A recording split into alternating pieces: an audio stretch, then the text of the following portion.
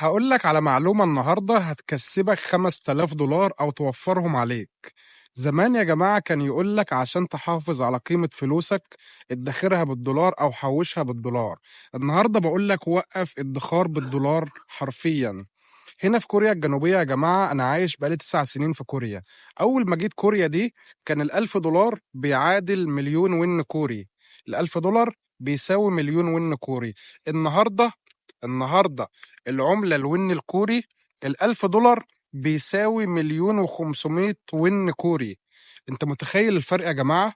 يعني العربية اللي كنت بتشتريها من شهرين ب20,000 دولار النهارده تقدر تشتريها ب15,000 دولار حرفيًا.